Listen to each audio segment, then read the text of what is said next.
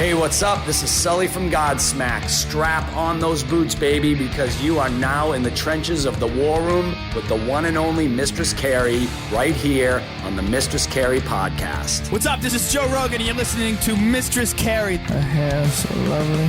Pretty eyes. Hey, this is Brent from Shinedown, and you're listening to Mistress Carrie. Hey, Carrie, go put your bra on, girl. Hey, this is Steven Tyler, and you be listening to the baddest bitch in Boston, Mistress Carrie. What's up? This is Aaron from Stain, and you're listening to Mistress Carrie. Hi, everybody. This is Dave Grohl from the Foo Fighters, and you're listening to the one, the only Mistress Carrie. Hey, this is David from the band Disturbed, and you're listening to the baddest bitch in Boston, Mistress Carrie. Hi, Bruce Dickinson here from Iron Maiden. Yes, indeed, Miss Whiplash herself, Mistress Carrie, is here to unchain your brain. Hi, this is Flea from the Red Hot Chili Peppers. You're listening to Mistress Carrie. This is Dennis Leary. You are listening to my favorite, Mistress Carrie. Hey, this is Corey from Stone Sour, and you have the privilege of listening to Mistress Carrie. Oh, God. Oh, yeah. Hey, it's Mistress Carrie, reporting for duty from MCHQ for episode 204 of the Mistress Carrie podcast. And before we get to this week's guest, Sonny Sandoval from P.O.D, I just want to remind you about all of the cool new merch that you can find in the online shop at mistresscarrie.com. New pullover hoodies, 3/4 sleeve old school jerseys, baby onesies, roll-up blankets, and so much more. Just log on to mistresscarrie.com and click shop. Sonny Sandoval is the lead singer from P.O.D, and as the band releases their latest album, Veritas, this Friday, they are also heading back out on the road. They'll be at the Foxwoods Casino in Connecticut coming up on May 18th with Mudvayne. I sat down with Sonny, who I have known for decades. We talked about coffee and the resurgence of nu metal, 90s fashion, the power of the Ozzfest in MTV, being in a band, releasing an album on 9/11, his faith, Sonny Sandoval Day in San Diego, the impact of women in rock, collaborating with Tatiana from Jinjer on the band's new album, touring, and so much more. I have known Sonny for decades, and I am so happy that he is finally on the show. So allow me to introduce you to Sonny Sandoval from P.O.D. Oh my goodness, Sonny Sandoval on the show. Hey. I feel like it's been forever since I've seen you. Yeah, it's been a minute. I love it when everybody comes on and has coffee with me. Cheers. Mm-hmm. How do you take yours? I wish I was man enough to say all black, but I can't. I like fun coffee. So whatever, little cool creamers they have for the season or whatever, something just to sweeten it up a little bit. Yeah, you like a little flavor in there. It doesn't make you not manly. Always. Always flavor. Your coffee doesn't have to put more hair on your chest. You're allowed to enjoy it, and it's delicious. That's right. Kind of like a dessert. Yeah, exactly. Are you home right now? Or are you in California? Mm-hmm. Yeah, we just got back from England last week, and so we're getting ready to head out on tour at the end of April.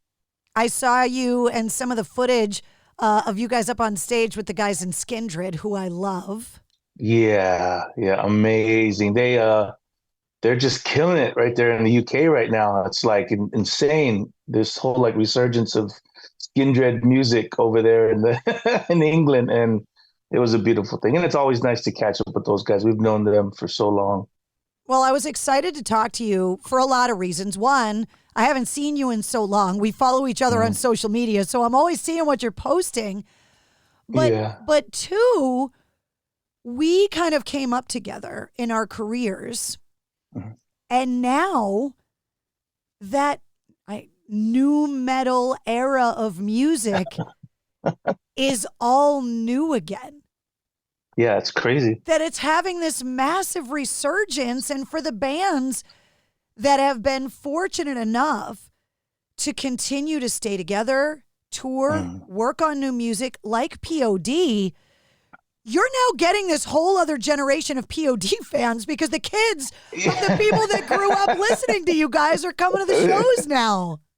Yeah, the kids had kids. And now, and now they're playing our style of music for their kids. So it's nice, I mean, we never really, when we were doing it, we didn't think new metal or anything like that. It was just more of a lifestyle music, and then, but there's nothing new under the sun. It always comes back around. And then, you get the next generation of kids that are like, oh my gosh, I love baggy pants. I mean, I love this, I love that. And it's like thinking that they're creating something new, you know what I mean? And then they see old pictures of us with these ridiculous baggy pants and, sagging our jeans or whatever. And it's like, oh, okay. But they still think they started it, I went to Target recently just to pick up whatever I needed to get at Target.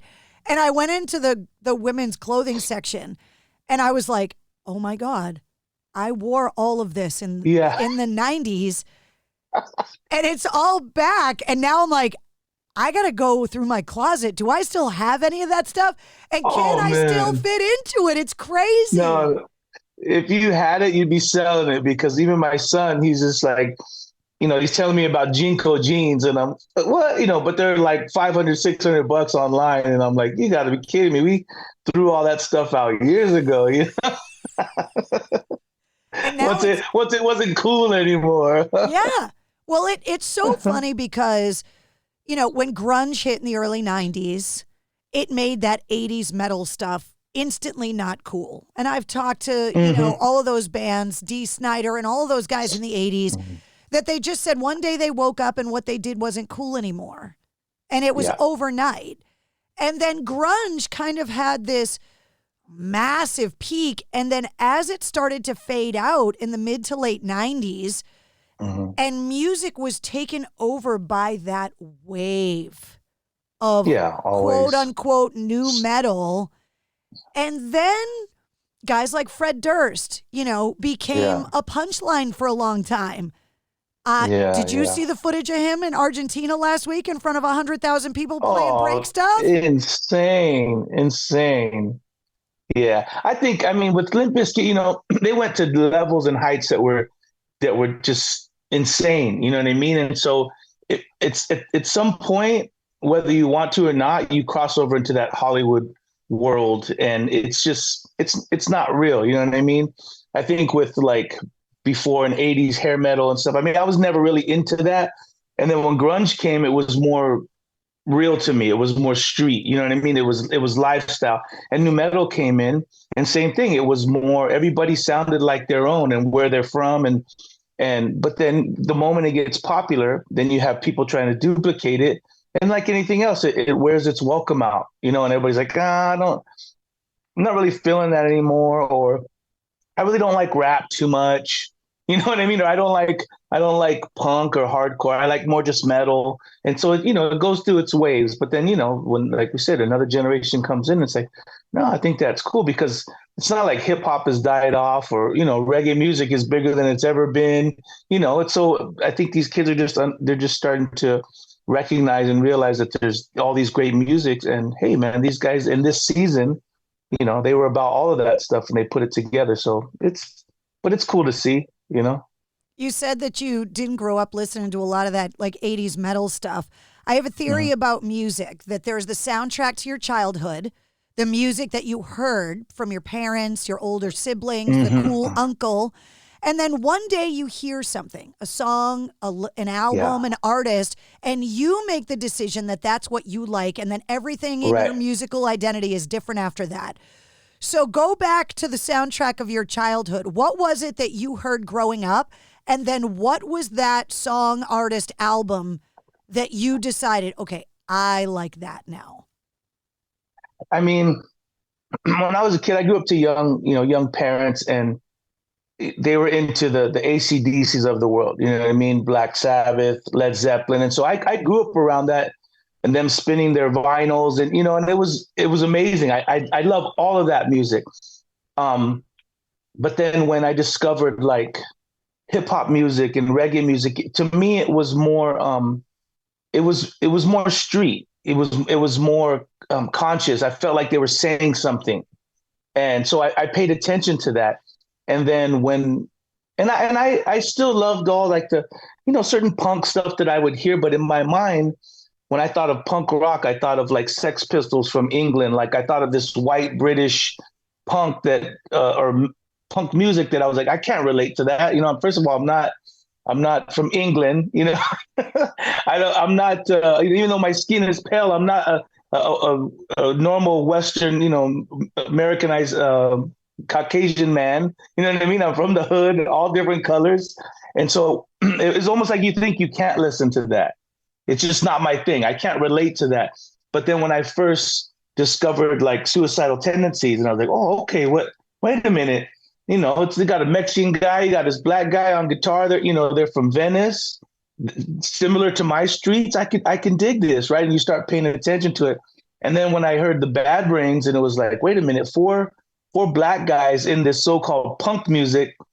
What am I missing here? You know what I mean? So it just opened up this whole new world to me that said, wait a minute, if these four black guys from DC are playing this quote unquote white English music, in my mind, it was like, wait a minute, no, this is everybody's music, and they know something that I don't. And then the whole Pandora's box unlocked, you know what I mean? And you started listening. I remember listening to Fear, and then you like Minor Threat and all these hardcore bands and 7 Seconds, and it's like Fugazi. All this stuff started coming in, and you're like, oh, everybody's got a little bit of their own style and vibe. It's not just this straight, like I said, again, Sex Pistols punk rock. It's a lifestyle punk rock. And then you find out and discover there's scenes all over the world that these people are living this way. And it's like, this is amazing, and it's just, yeah, it's a beautiful thing. It was a total opposite for me growing up. The white girl in the suburbs of Boston, right? Yeah. that I needed the bridge to hip hop. Because it didn't speak to me because I didn't understand it. It wasn't like I grew up listening to metal and rock music. And I'm honored to call Daryl McDaniels from Run DMC a friend. And he's one of those people that bridged hip hop for me. Yeah. Because it wasn't my music. And the Beastie Boys and Run DMC. And Anthrax and Public Enemy and all of those things that bridge those music styles together. Yes. That's what invited me to the party that I didn't feel like spoke to me at first. 100%. 100%. And I discovered New York hip hop, you know what I mean? And it was like, this is amazing. But then you're right. When Anthrax and those guys did all that, and Aerosmith and Run DMC, Public Enemy, you're like, wait a minute, like these are two worlds clashing together. And it's like, I don't want to miss the boat on this one. I want to know what's going on, because like I said, the same thing, even for like, it was lifestyle music, you had Anthrax and you had these, that they were in this, that's their street music, and then you have hip hop, this is street music, and we're blending it together. And so, but I think now, everything again comes back around and evolves, and then you have different stuff, I just don't want everything to go Hollywood again. Like, that's what I loved about grunge and nu metal. That's what I love about punk and hardcore. It's to me, it's lifestyle music. It's not just a certain age group or, a passing phase when you're this age. It's you embrace it. Now sometimes I think we're just force fed whatever. And it's like, we're told we have to listen to this or that. And it's like, no, go discover for yourself. I mean, that's the one beautiful thing about Google and, internet. Now you can deep dive forever, Well, you don't have to go to a record store anymore.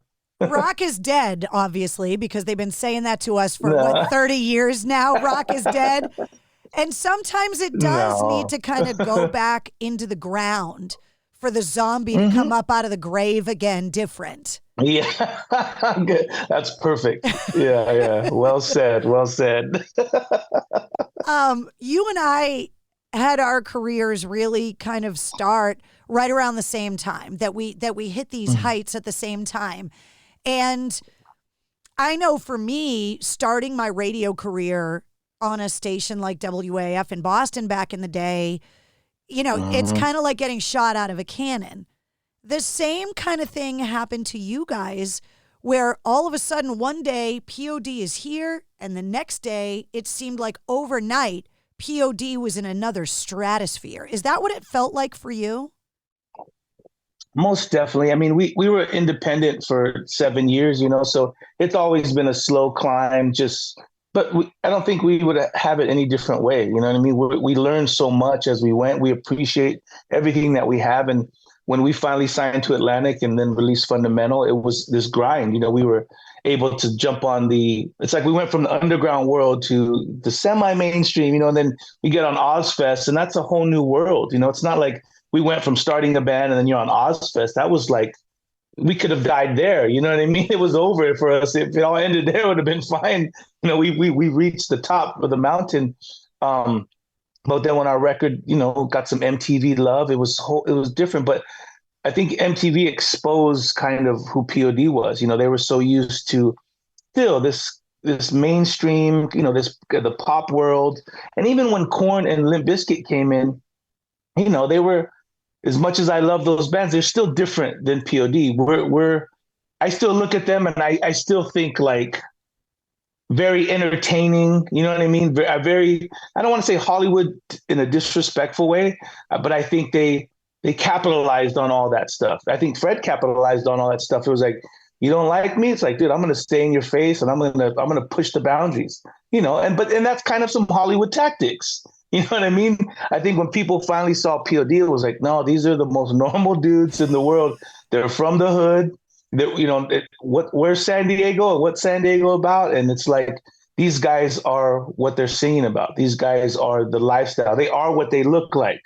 And so it was just more interesting. It's the same way I feel like it was when I discovered Suicidal Tendencies or Bad Brains. I was like, I want to know who these guys are. And people really took an interest to us. And then when Satellite came out on 9/11, that was a whole new world, because at that point, it wasn't the entertainment of rock and roll and metal anymore. It was like, wait a minute, P.O.D.'s in that metal world, but they have something to say.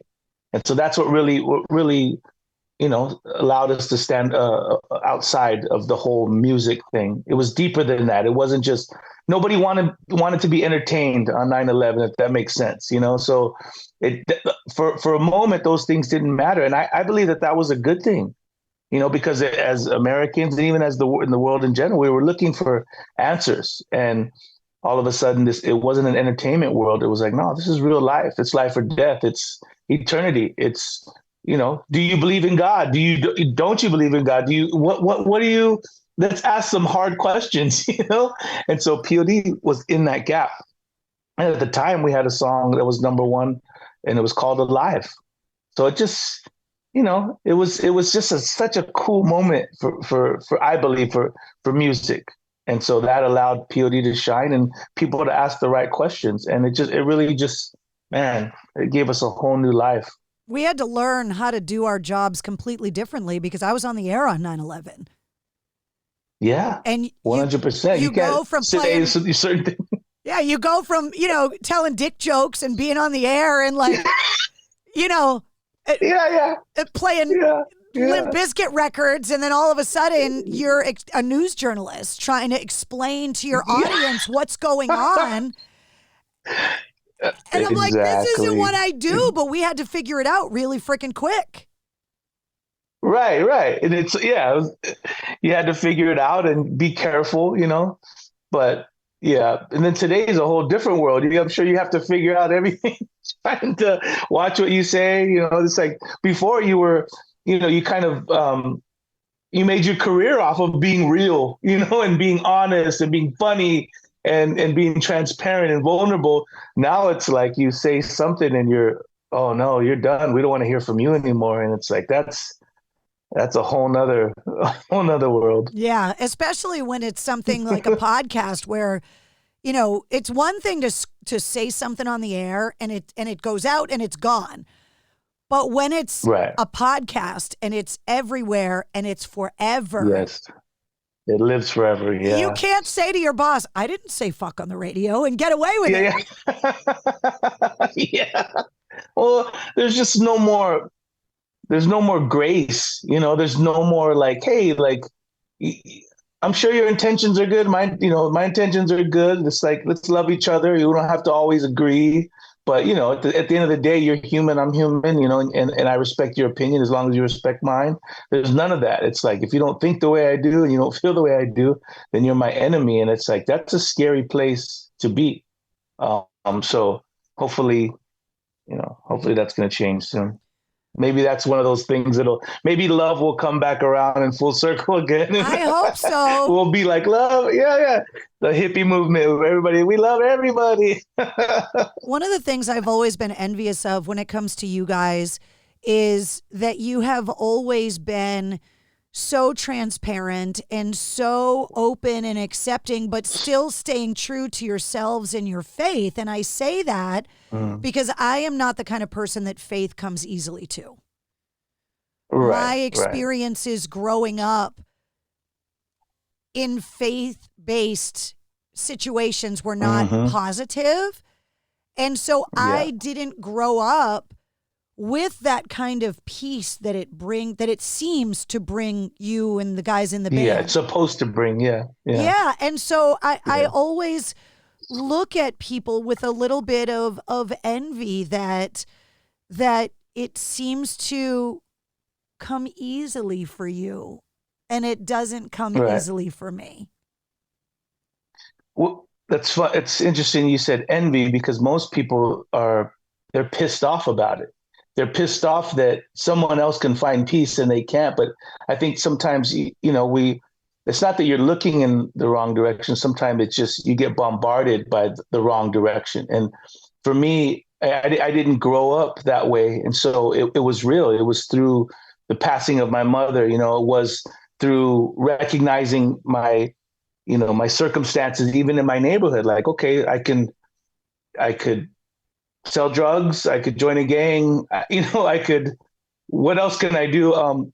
Music is a savior of my life. You know what I mean? And it was like, it was kind of thrown my way, but when my mom passed away, it was a real thing. And so, the moment you can learn to separate who God is from the institution of church and Christianity, unfortunately, it's a mess.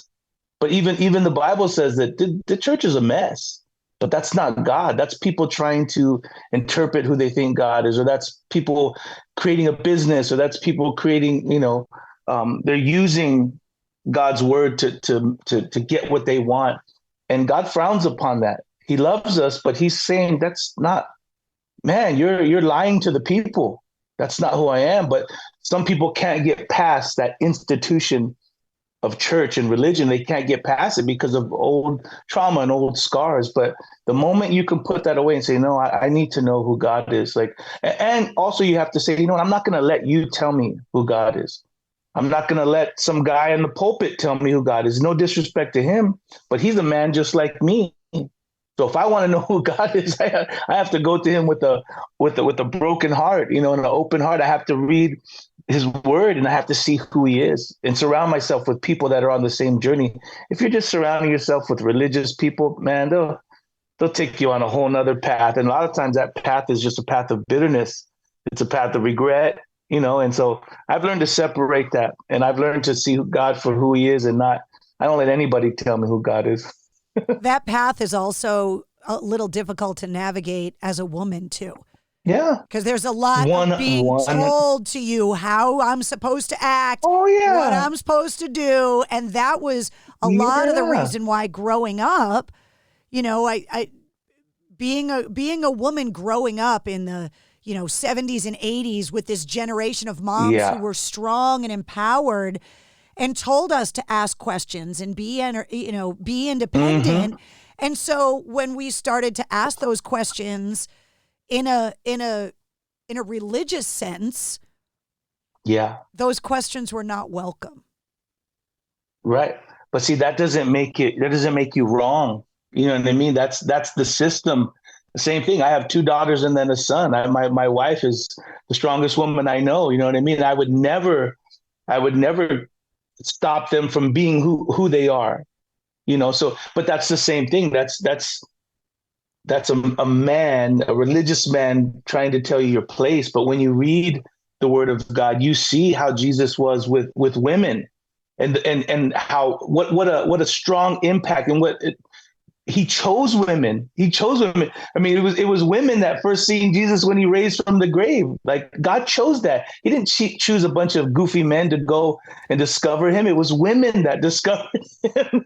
It was the women that Jesus allowed to kind of head up their ministry. And you see all these things that women did. And so Jesus was like, no, these girls are the bomb, you know what I mean? But then as religious men, we try to keep them in a certain place. And that's, again, but that will always happen. You're always going to be manipulated until you know for yourself, So you were right in doing that.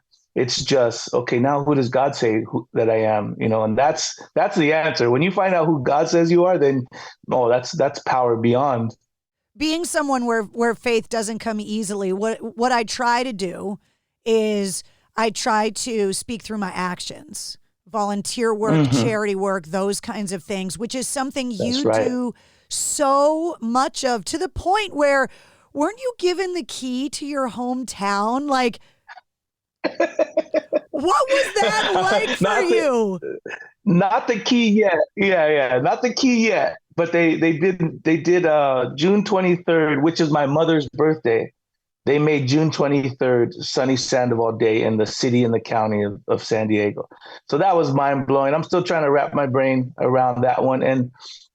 But like you said, it was more just recognizing your accomplishments. It's recognizing your heart and soul, for a lot of the stuff that I do in the community. And it's just, that's a beautiful thing. When I bawled my eyes out when they told me I was actually doing a fundraiser for my buddy and his family whose wife has cancer, and then we raised a bunch of money for their bills and stuff. And so I put together a little community show, and we had a blast. And then all of a sudden they get up on stage and present me with Sonny Sandoval Day. And I was like, they just flipped it on me, and caught me off guard. And here I am crying in front of this whole crowd, but it was a beautiful thing. And I love my city. If anybody knows P.O.D, they know where we're from, they know what we're about, and I'm a proud San Diegan.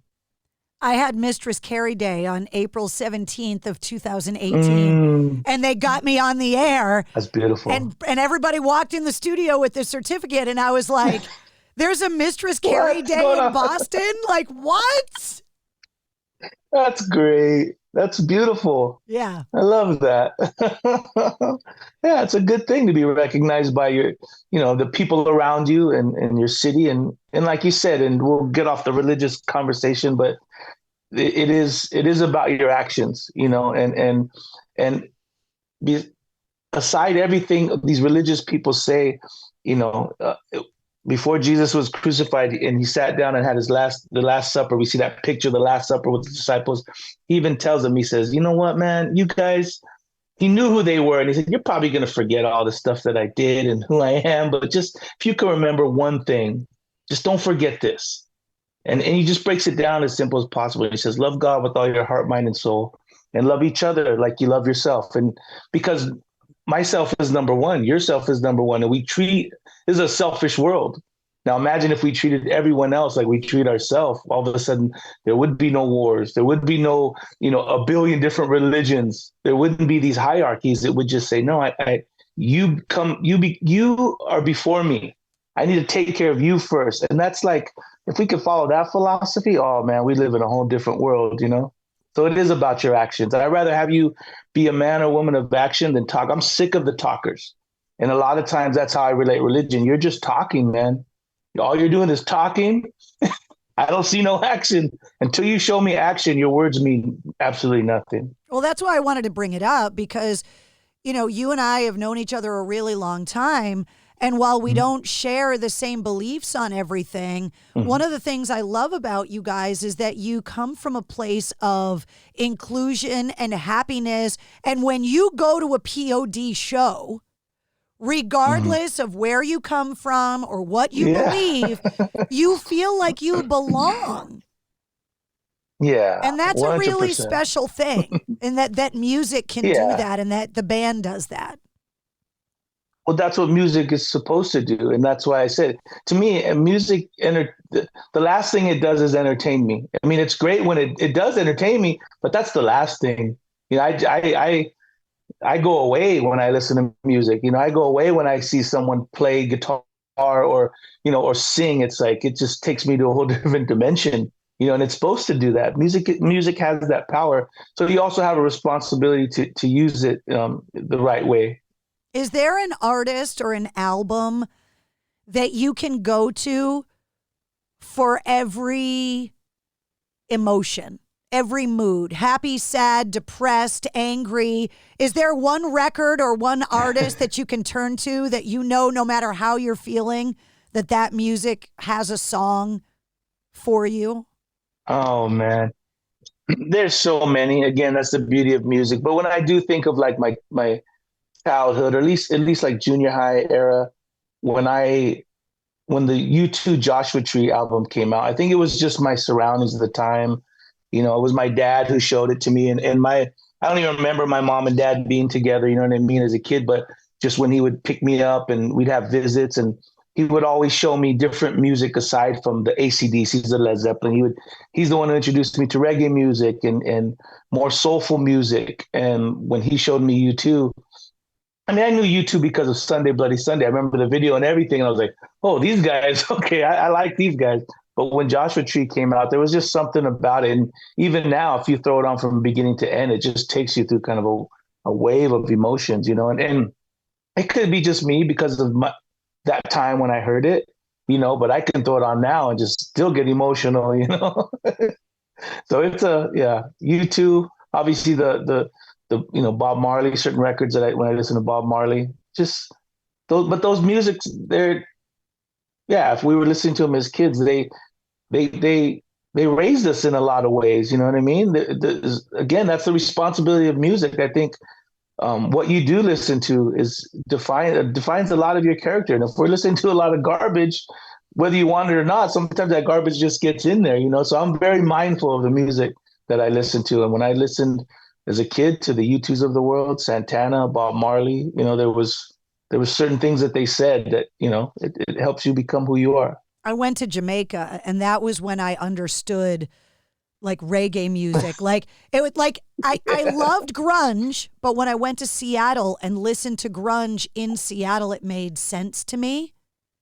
And when I went to Jamaica and listened to reggae music, I was like, okay, now it really makes sense to me. Like sometimes the origin of the music helps you kind of understand the voice of it and where it comes from. Oh, 100%. 100%. That's what I meant when I said lifestyle music. You know what I mean? Same thing. I think if we can play, P.O.D. can play in Boston, we can still have a great time, but come to San Diego, you know what I mean? That's a party. Well, that's what I have to do. That's on my list. I got to see P.O.D. on a hometown show.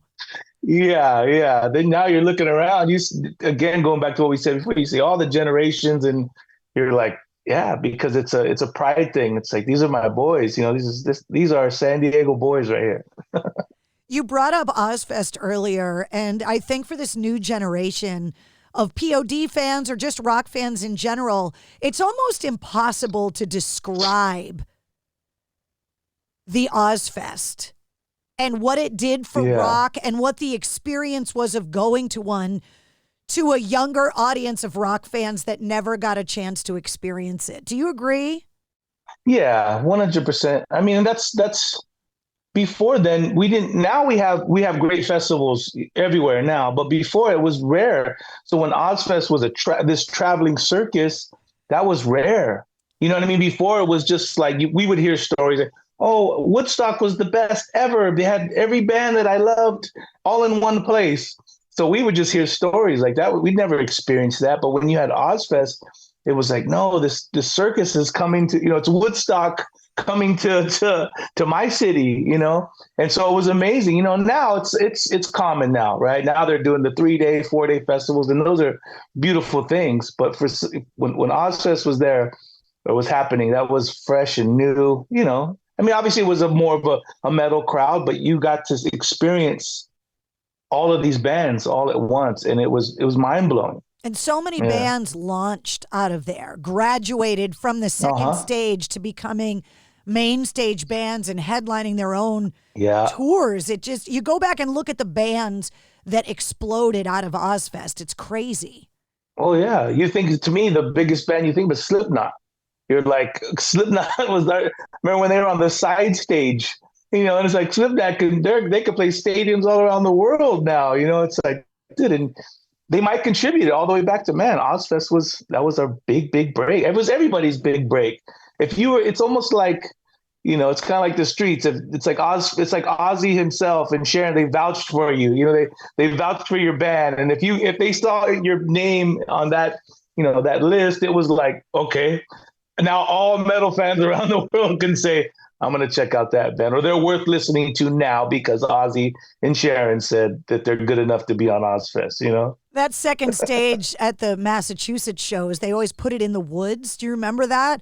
I remember when Slipknot was on the second stage, and I'm watching the show, and I turn around, and all of these metal fans were in the trees.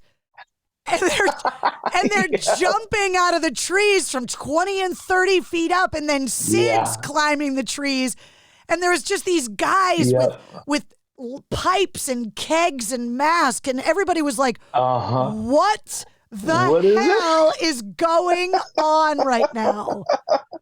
Yeah. See, that's what I miss. I miss being blown away like that, where it's like, okay, there's only one Slipknot, you know what I mean? To me, like, there's only one Korn. To me, I say there's only one P.O.D., one Deftones, one Rage, and it's like, okay, these guys are doing their thing, and I love that, and I want all these new bands. It's like you can take all these bands that you love, and let that be 50% of your influence. You know what I mean? What you put into it. Like, okay, I could take all these beautiful things, but I still have to be. I have 51% of me, 49% of them, right? Like, still be who you are, because we want to know who you are. I already know who Slipknot is. You know, I already know who Korn is, Limp Bizkit, all these guys. I want these new bands to be themselves. You got a new album coming out on May 3rd called Veritas. After all these years, has the process of making a P.O.D. album changed at all? I mean, we're old school, you know. We fought the system for so long, you know, with having outside writers, having all this stuff. You know, nowadays these bands they all live in different states and countries, and they communicate this way. And so for us, you know, we can't do that. We've always sat in a room. You know, all four of us get together and we look at each other in the face and we write music. But that was different with COVID. You know, all of a sudden you're getting the call during COVID. Everybody's writing records. You guys got to start writing. And at the time, Trey, our bass player, he had just moved out to Nashville. And so it wasn't us sitting down together like we have all these years, you know. We were having internal kind of struggles and drama. So I don't think, even at COVID, I think we were ready for a break. I don't think we all wanted to sit in the room together and look at each other and write, you know, but at some point we had to. And so Marcos and I, we would take day trips maybe once a month and go up to LA. The Heavy, who did our last record, Circles, you know, they're a younger group. They're very used to working with alternative acts and pop acts and stuff. And now with technology and everything, it's completely different, you know, so we would go up to LA with a couple guitar riffs and maybe a vocal idea.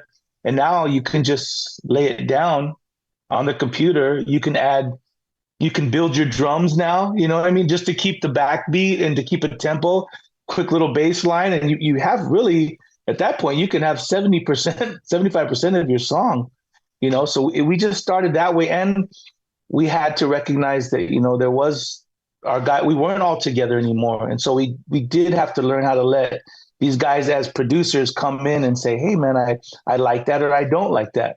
Normally it's like, don't tell me what you don't like, just tell me what you like, you know, but growing and maturing, you know, it's like, okay, well, we need some more opinions on what we're doing. And it ended up working out just amazingly. And it could be, I said this before, it could be one of the best records we've ever written. And I'm super excited for people to hear the whole thing. It's so crazy how many times it comes up on the show that a member of a rock band is in Nashville now. It's like this rock and metal invasion of Nashville. It's like somebody let one of us in and they just kicked the door open, and we're like, this isn't country music anymore. This is rock and metal now. Yeah. It's not country and just country anymore. It's everything. Or it just used to be LA, you know what I mean? But now it's like everybody hates California. Nobody can afford to live in California. So it's like, I'm going to Nashville. Everybody's in Nashville now. It's crazy. And when you were talking about the punk rock lifestyle and different voices, the craziest example of that on this record is collaborating with Tatiana from Jinjer, right? Like, talk about totally different upbringings and mindsets and lifestyles and whatever, and especially with what's going on in Ukraine. Yeah. And then for her to bring all of that, it would be almost considered an unlikely collaboration, but when you tear it down to brass tacks, it's not. It's not. It really is a kind of a beautiful unity, A quick story, when in 2019, we were on tour in Europe and, selling out shows over there. It was so great to be back to Europe. And I think we went to the night before, the same venue, I think it was OTEP, and we had heard about Jinjer, but Jinjer was like 2 out of 4 on the bill. But we were like, we got to see Jinjer. We're hearing all these amazing things, and we watched them, and we were blown away, right? So they're always in the back of she was always in the back of our mind, like, this chick is badass, right? And then as things would have it, we met Alex a while ago. Alex is her husband. He played with Suicide Silence, and when we were having just internal stuff, and we needed a fill-in drummer, Alex was like, dude, well, I'll come hang out with you guys. And Tatiana came along, and then all of a sudden, she's telling us the Ukraine loves P.O.D. and I've grown up listening to P.O.D. all my life, and we're just blown away, just humbled, and immediate family, And so as we're doing this back and forth LA process, like I was saying, we had this song, and it says, we're not afraid to die. There's this huge gang vocal, and it's like, no, we need a female vocal in there.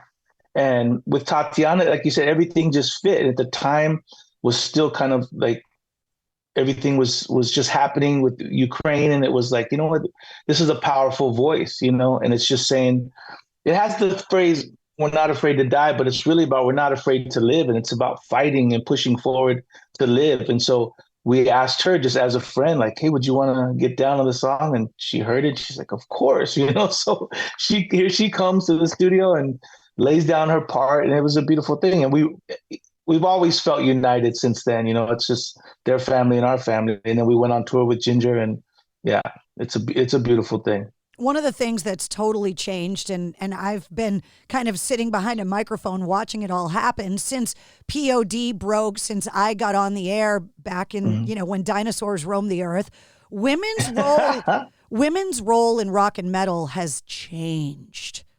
And this generation of women in rock and metal right now is what women me have been waiting for all these years.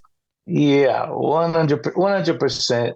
I mean, I guess looking at it from your point of view, yeah, okay, obviously there's more men, but to me, I still think of like the Blondies of the world, you know what I mean? And I still think of the Janet Shaw, but I get what you're saying. It's not an even ratio, but I guess I never really thought of it that much as how amazing these women are and were, and then to watch, up to the Gwen Stefani's, which I just seen a couple weeks ago play, you know what I mean? But now in metal, to be in metal is a whole nother world, because you can listen to these records and just automatically assume that it's a dude, right? When you hear the screams and stuff. And then when you see the video, or like, oh, I got to dive deep on this band, you're like, oh my gosh, that's a little 5'2", 115-pound girl, woman, it's like, this is amazing. To me, it's even better now, because it's like, oh my gosh, because of who it's coming from. You expect it from some big old 6'5", 250 pounds of muscle Viking to do it, but you see this little lady doing it, you're like, oh, that's even cooler, man. Well, it was like when I started on the air, like every station needed one female DJ. And once they had one, they were like, okay, we got one. And like, when Amy Lee and Evanescence broke on the scene, it was like, okay, well, we play Evanescence, so we don't need other girl bands, quote unquote. Oh gosh. And now all of a sudden it's like the ladies are bringing it right now. Yeah. Yeah. I think they've always brought it. Yeah. I think it's just now we're living in a time and place, like you said, where They're not there's a taking little bit no more anymore. attention to pay. Yeah. They're breaking through the door. They're not taking no for an answer anymore. Yeah. You're gonna pay attention now. Yeah, that's cool. I love it. Bring it on. You guys are going out on the road with Bad Wolves, Norma Jean, and Blind Channel. The closest you're going to get to me on this run is May 18th at Foxwoods. So I can't wait to see you guys. Oh, awesome. Sweet. That'll be great. Is there more touring that's going to get announced later this year? I'm assuming with a new album comes more tour dates. Oh, yeah. So you'll be coming to Boston. Most definitely. I know we literally returned from that tour to home for a few days, and we turn right around and do a whole month in Europe doing all the festivals and headline shows. We'll come back and then already fly out dates. It's gonna, with the new record comes 2 years of touring, but we're ready. COVID was such a drag, Yeah, you were home so now that everything's kind of catching up. Yeah. Now that everything's catching up again, it's beautiful that people are out and about and want to see rock shows again. Was it harder for you being home or harder for your family to have you around all the time during COVID? Because a lot of the bands were like, the family gets so used to us being gone that like they were like, when are you going to get out of here? We're sick of having you around. Yeah. No, lucky for me, I got the best family ever, and because we tour so much, it was a great thing. When they told us, hey, tours are canceled, you guys have to go home or stay home for 2 months. That was a relief for me. I was like, I can't believe I get to be home this long. So it was amazing. It just, after I just kept going and laughing way too long, then I was like, wait a minute, this is scary. This is how we make our living, and this is scary. So I'm just glad that things are kind of, they're getting back to normal. It's nice for all of the rock and metal fans around the country to be able to get back together and go to live shows, because for all of us, that's what we missed, was getting in the room with all the freaks that are just like us and listening to great music. And I guess we realize it, but now you just appreciate that even more. And as much as I was on a love-hate relationship with touring and being gone, this is over 30 years of doing this. You know what I mean? Like these aren't fans. It's like we're friends, we're family all over the world. And so we know each other, you know what I mean? We really do. And especially the ones that are close to you and not being able to see them or knowing if they were okay or what's going on. This is our time to get together. And I need to quote Elias from Nonpoint. He said one thing a long time ago. We got stuck in the middle of nowhere in Texas on like a side of a road, and it was Thanksgiving and we're all missing home and stuff, but we made the best of it. We found a 99-cent store. We got all this microwavable food, and we're all sitting around this little campfire in a parking, this abandoned hotel. And, everybody had their drinks and he cheered and he said, one thing I love about my rock and roll metal family, he said, is that we see each other from time to time. We pass, and we don't always get to see each other and spend the quality time we want. He said, but when we do, he said, it feels like we're picking up right where we left off and we've never left each other. And that's the same thing with rock shows. You feel like, man, even though COVID happened, the first time we got to play again, it's so familiar, it's like, man, this is where we belong together, and so it's amazing. I call it the land of misfit toys. That we all are completely different, but when we're in that show together, we're all the same. Yeah. And we miss of course. that. And that's how it should be. Yeah. That's how the world should be. That's right. Be yourself 100%. But when we come together, we're all the same. When did rock and metal become the common sense voice of humanity? When did that happen? But it's like, it's such a stereotype, you know what I mean, of this of metal. But it's only the people on the inside that know, like, no, man, it's not. It's like the picture you guys have painted, It's like there's a beautiful thing when we're together. I know. If everybody else in the world were just like metalheads, the world would be fine. Yeah. That's right. It would be fine. I agree. The new album Veritas is coming out on May 3rd. I can't wait to see you guys. Sonny, it was so good to see you. I look at you guys as one of those bands that, like, I don't have to see you all the time, but we have crossed paths so many times through our careers over the years that when I see you again, it's like I saw you yesterday. Same here, 100%. So good to see you. You too. I'll see you soon. Tell the guys I said hi. Okay, I will. We'll see you, sweetheart. There he is, Sonny Sandoval from P.O.D, the band's new album Veritas, out this Friday, May 3rd. You can also catch him on the road with Mudvayne on May 18th at Foxwoods. Now, if you're looking for P.O.D, just check the show notes. All of Sonny's links and all of the P.O.D links are there. The Mistress Carrie links are there. The link to get tickets to see him at Foxwoods and the link to this episode's corresponding playlist. I make a playlist for every full-length episode of the Mistress Carrie podcast that features all of my guest music and all the artists and songs that we referenced in the interview. If you liked what you heard, don't forget to like, follow, and subscribe to the Mistress Carrie podcast. New full-length episodes come out every Wednesday. Plus, every weekday, you get the sit rep. All of your rock news, music headlines, and entertainment updates in about 5 minutes. And you never know when we're going to release a bonus episode, like we did last week featuring Nikki Sixx from Motley Crue. Join me live every Tuesday night on my official YouTube, Facebook, Instagram, and Twitch for my weekly video show, Cocktails in the War Room. And you can always find me on the radio. Get the details on all of that and more at MistressCarrie.com. The Mistress Carrie Podcast, a proud member of the Pantheon Podcast Network.